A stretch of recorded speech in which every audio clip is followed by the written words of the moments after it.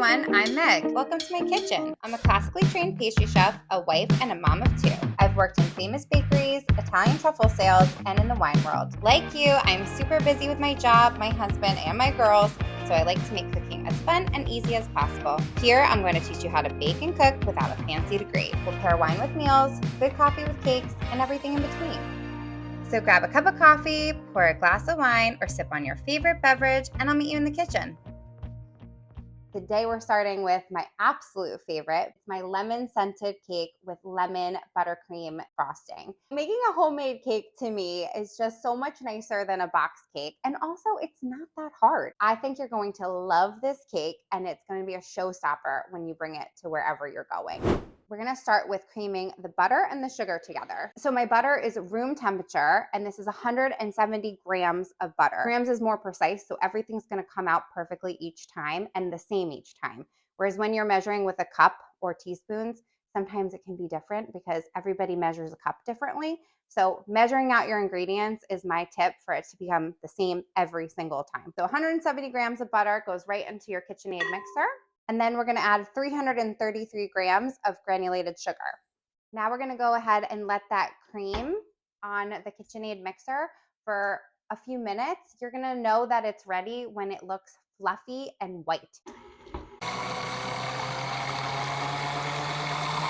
Okay, now the butter and sugar are creamed together. They've gotten fluffy and a little bit lighter in color. So now we can move on to our dry ingredients. So we have 280 grams of all-purpose flour. We've got 3/4 teaspoon of salt, and we've got 2 1/4 teaspoon of baking powder all in here. I find that sifting the ingredients before I put them into the cake batter makes the cake well incorporated, and then you get this nice fluffy cake. There's no flour lumps, there's no weird texture. It's nice and smooth, and it helps the cake to rise nicely so you get that fluffy cake that you're looking for. So I'm just gonna go ahead, I use a hand sifter and sift this right into the bowl.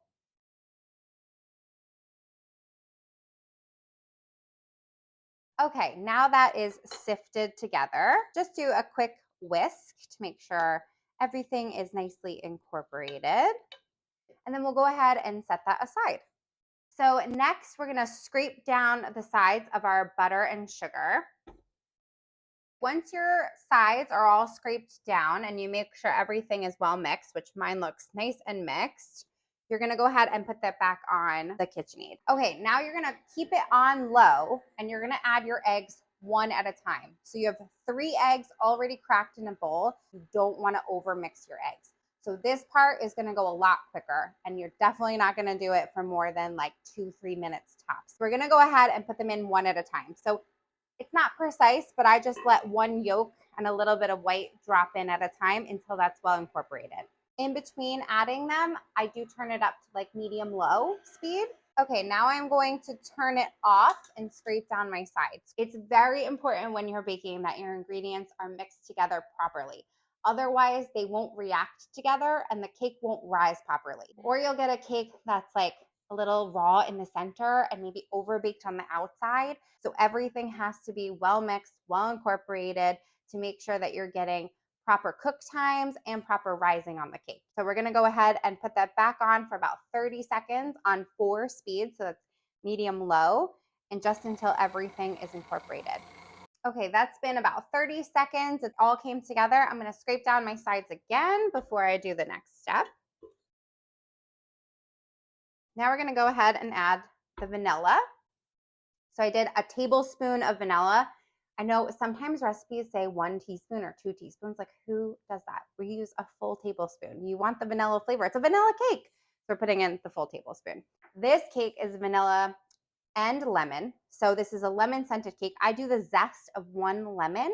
I find that that's the perfect just kind of hint of lemon for the cake. So go ahead and put that in with the vanilla.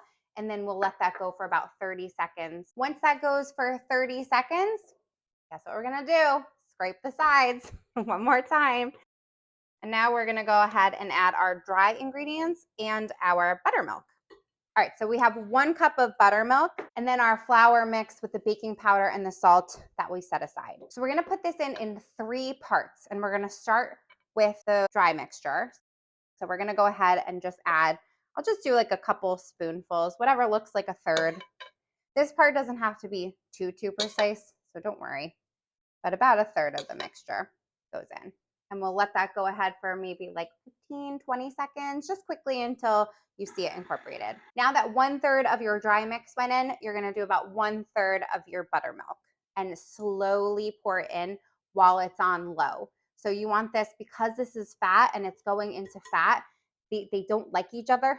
So you have to slowly incorporate it so that the mixture can kind of like soak it in. As slow as you can, 1/3 of this is going in before the dry mixture is going in.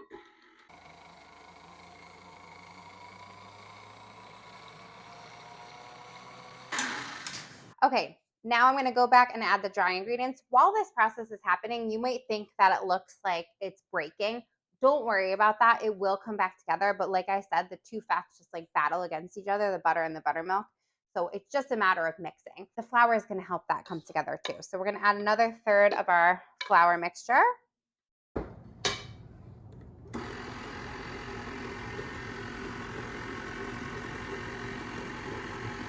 Now I've alternated the dry and the buttermilk until both are all gone and everything is in the batter. We're going to scrape the sides down one last time.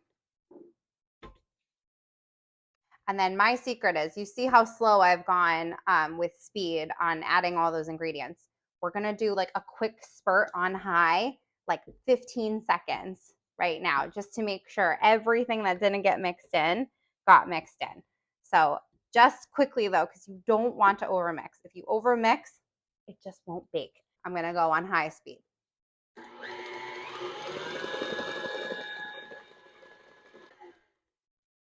Literally 10 seconds, I did it in my head. Now that we're all done, we're gonna finish mixing by hand. And you can see everything came together. So it doesn't look like it's split anymore. It looks nice and smooth. It's the perfect consistency and exactly what I'm looking for. And then just so you can see the consistency that I'm looking for. And it has some air bubbles in it, which is really good because you want those for rising. And that's why you don't want to overmix this.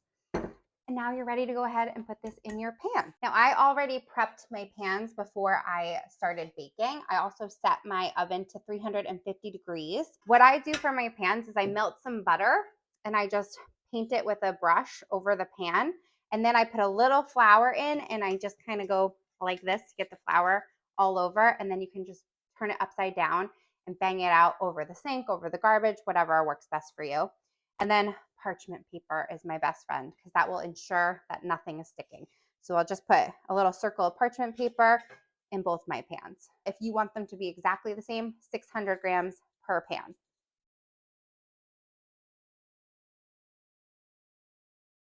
Okay, perfect. And now we're going to use a metal spatula and just move the cake around to make sure that it is covering the entire pan. So I love metal spatulas for baking. These are the best. I have a mini one too that you can use when you're icing a cake. But for this one is just perfect. So I just very gently move the cake around. Again, you don't want to overwork it or knock out the air bubbles. So just gently make sure it's covering the entirety of the pan. Why aren't you using the mini one? Because I don't have it. My husband used it to spackle. I think it still has spackle on it. So we've got to clean that or I'm going to buy a new one. But they are handy for spackling too. So, okay. Now those look pretty smooth and they look about even, I would say. And they're going to go in the oven for about 20, 25 minutes, depending on your oven. We're going to check them at 20 and I'll show you how I check to make sure that they're done.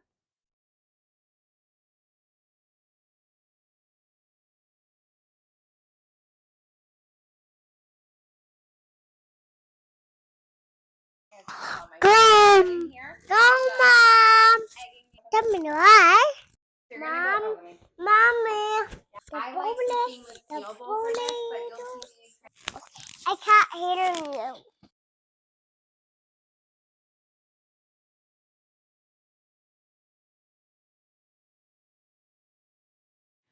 Okay, so we just took the cakes out of the oven. They were in for 25 minutes. I did check them at 20 and they weren't quite ready. The way that I knew they were ready, this is my secret, is that I just tap the top with my hand, and if my hand bounces off the top, they're done. So it's more about that than it is about color, although they do get slightly golden brown, but they rose really nicely and I think they look perfect. Next up, we're gonna get these out of the pans, let them cool, and we'll go ahead and make our Swiss meringue buttercream. All right, so now our cake is cooling, and while the cake is cooling, we're going to make Swiss meringue buttercream. I'm gonna use a double boiler to heat up my eggs and sugar. I like the stainless steel bowl for this, but you'll see me transition into the ceramic bowl later. But the stainless steel is gonna be the best for heating your eggs and sugar. I can't hear. What, let mommy talk and then you can talk again, okay? So this is 8 ounces or 8 egg whites. So I just separated my egg whites and my yolks and 8 eggs. That's how to make 8 ounces of egg whites. Thanks, baby. We're gonna go ahead and put this in the stainless steel bowl. What are you doing? I'm putting egg whites into the stainless steel bowl. And then you're gonna put granulated sugar, 16 ounces of granulated sugar. Go right in there. Okay. And then you're also going to put a pinch of salt in there. I had that already in my sugar, just a little in your palm, a little bit of salt, throw that on in. Okay. And then you're going to go ahead and whisk that up before we bring it over to the double boiler. And then once that's whisked together, you're going to go ahead and bring that onto your double boiler or your bain-marie until it gets hot enough that you stick your finger in and you go out. That's how I do it. So not too hot, but just until it's hot enough. So let's go over to the double boiler and I'll show you what I mean. To set up the bain-marie, put a medium pot of water on the stove till you get that water boiling. Then you bring over your stainless steel bowl and set it on top of the pot. Start whisking and constantly whisk the entire time until you start seeing the consistency change. It'll get a little bit more runny and less viscous, a little bit more liquidy. As soon as you see this consistency change, that's when you want to stick your finger in. And once you stick your finger in and say, ouch, that's when it's ready to come on off. Okay, so we're gonna go ahead and pour this into my ceramic bowl. Okay, so we're gonna let this sit on high until it's cool. So that might take like 5 minutes or more to cool down, and you'll definitely see the difference. It's gonna look like a meringue. So I'm just gonna put this on high and leave it until it's ready.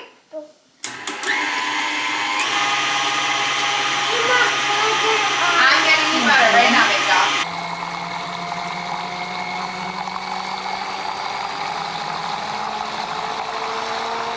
Okay, so I've let this whip up for about 5 minutes on high speed. It now looks like meringue should look, and it's cool to the touch, which is most important. It is luxurious and silky and shiny. Isn't that just beautiful? I just like want to paint it all over.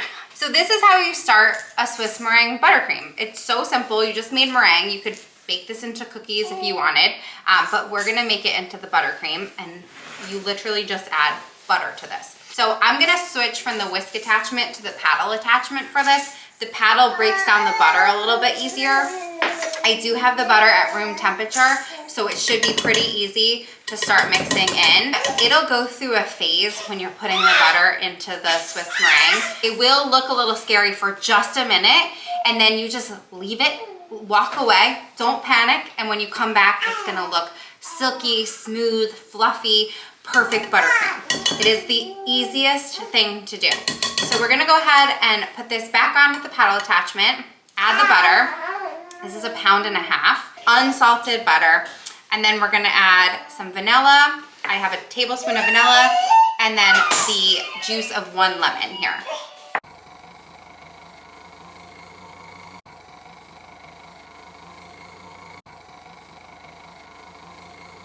Okay, now that's been on for about 5 minutes, and it is gorgeous. It's fluffy and light, and it's got a shine to it. It gets like silky. So it's good to go, and now you're ready to add the flavor. We're gonna do a tablespoon of vanilla extract. Put that in. And then I'm gonna let that mix just so not too many liquids go in at once, because it is so silky that it's almost like oily, and then the liquid kind of spurts out, so we're gonna go slowly. We'll put that on low. And then slowly bring up the speed and get that vanilla totally incorporated. And then we'll do the same thing with the lemon. I'm gonna add a little bit at a time. Okay, now the lemon and the vanilla are completely incorporated into the buttercream, and I have to taste this, so I'm gonna get a spoon because it looks so delicious and it's so fluffy. Perfect. We're gonna go ahead and put this on our cake and put it all together. Okay, now it's time to assemble our cake. So we have our buttercream all set. I like to do layers in my cake, so you can do just the 2 layers and do the buttercream and the jam in between the 2 cakes. But I actually like to cut my cake in half, so it gives you more layers of the buttercream and the jam, which to me, you want more buttercream in your cake. So this is the perfect way to do it. So I'll show you what I do. I use a bread knife and I just eyeball. It doesn't have to be perfect, but I just slide it in and then I rotate the cake more so than I'm rotating the knife. So I'll just have the cake kind of going around. And again, it doesn't have to be perfect because once you put the buttercream and the jam in, it's not gonna be noticeable if the layers aren't perfect. But the cake is nice and soft, so the knife goes in really easily. And I find the bread knife to work the best. Okay, now I slid my knife all the way around in a circle and we'll have the 2 halves of the cake. I'm gonna use raspberry jam. You can use whatever flavor that you prefer, but I like the raspberry and the lemon together. I think it's perfect. But I'll just do a couple spoonfuls, maybe 2 spoonfuls of raspberry jam, small ones per layer. We'll go ahead and spread it with the spatula.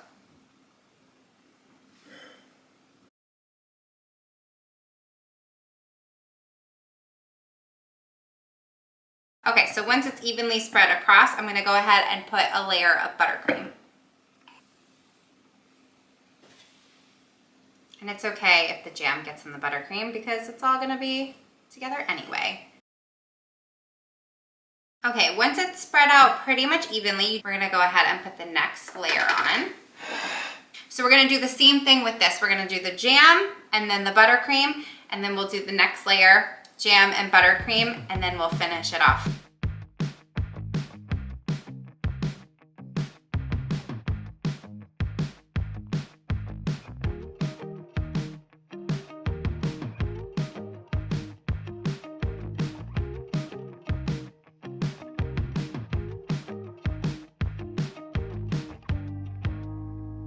Now the layers are done and you can see your jam popping out the side. Don't worry, if this gets into the first coat of buttercream, no big deal. We're gonna put 1 coat on. It's what we call the crumb coat. It's gonna seal in the cake essentially. I'm gonna put it in the fridge for like 10-20 minutes until it gets cold, and then we'll put the final layer of buttercream on so it'll look nice and clean. So I just do this nice and rough, make sure I fill in the sides.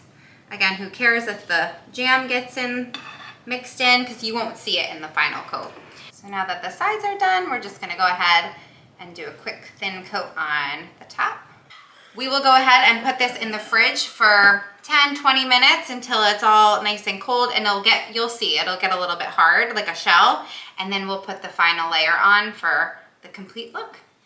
Okay, so our cake has been in the fridge for about 20 minutes and you can feel it's got a little like waxiness to it. So our next layer is gonna go on really nicely. I'm just going to use my spatula, my favorite tool, and we're gonna go ahead and spread it over the cake.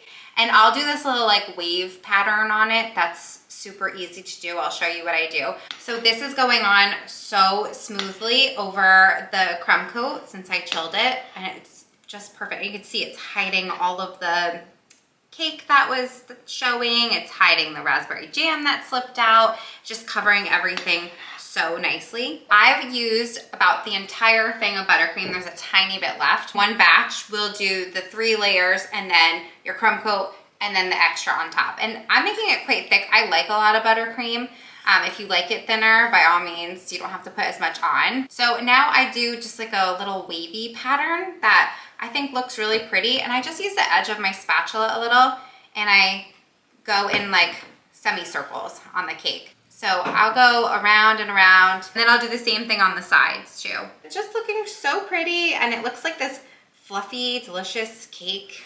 So I'm gonna go ahead now and clean the edges, and I'll show you what I do. So I just wet a paper towel, and then I'll wrap it around my finger, and I just go along the side. And that is how easy that is to look like this. It's so beautiful. Okay, well now we have to taste it. Let's see how we did with the layers here. Look at this gorgeous slice, the beautiful layers. Oh, I'm so excited. Okay, let's taste it.